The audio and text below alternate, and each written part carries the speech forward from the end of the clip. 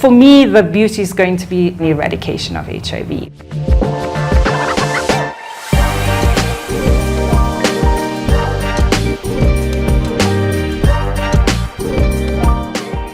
Hi, I'm Luisa Engel. I'm the Chief Impact Officer at RED, and I'm here with Merilynn Steenkamp from Roche Diagnostics, one of our partner organizations. Thank you for having me. Tell us about your role at Roche here in South Africa. I'm actually the Managing Director for Roche South Africa, and really my role is to lead my teams, empower my teams so that we can make a difference on the continent. Our strategic intent at Roche Diagnostics Africa is really to increase access, the understanding and the need for diagnostic testing on the continent. How does Roche work to ensure that communities who are often underserved have access to diagnostics? The need for diagnostic testing needs to be amplified. In Africa, we know today that a large percentage, more than 90% of people, do not have access to IVDs or high-end diagnostic testing. And so we've doubled down on our strategy to build an organization in Africa that can meet the needs of all markets in Africa. Integrated testing is an additional piece linked to innovation that we bring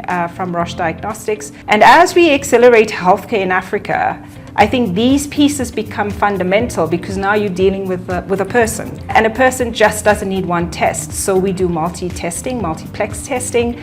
And so we can now take care of the entire person. We've been strongly focused on viral load and molecular testing on the continent, directly linked to HIV and TB. And now we have the opportunity to treat the person. Equally so, we do a lot of partnering.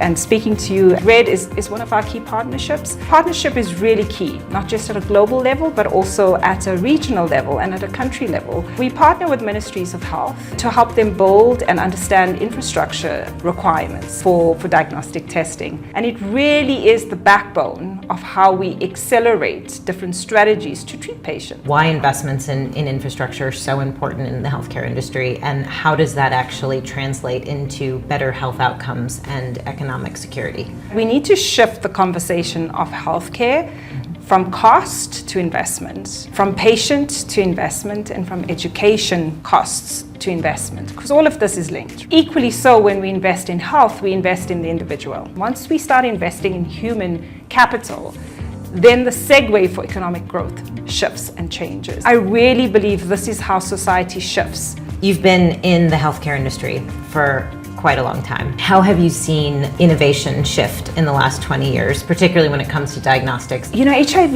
is not a seen or a visible disease anymore, and 20 years ago it was. We have done incredible work to accelerate in these 20 years, right? I mean, if I consider the PrEP solutions that we have in place now, that is super exciting, and I think we need more of it, and this is the innovation that we can still bring to Africa. You know, you talk about HIV not being a seen epidemic anymore, but in some ways that's also the jeopardy, right? I fear that young people don't actually look at HIV as something to be conscious of. We now have to reintroduce HIV as something that still exists and can still be a crisis if it's not prevented and treated. Yeah, I mean, I couldn't agree more. You know, with the crisis that we faced on the continent this year and with the reduction in testing, we need to go back to the young community and we need to revisit this because it's something that's invisible to them. What are the consequences of not diagnosing early enough?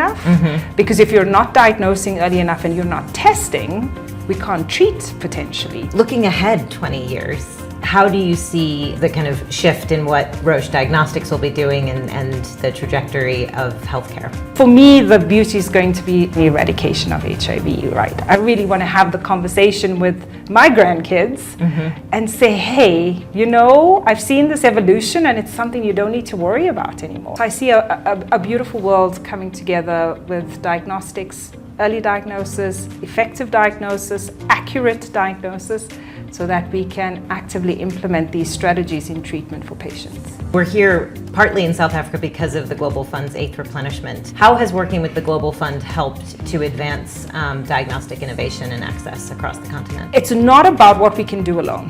It's about what we can do collectively, because every single organization that comes together to partner has its own strength.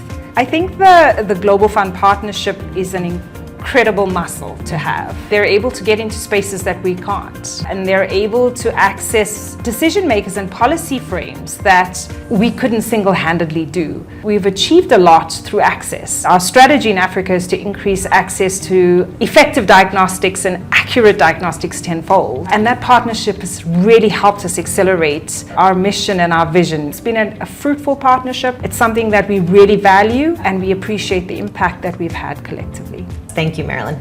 Thank you for having me. It's been amazing.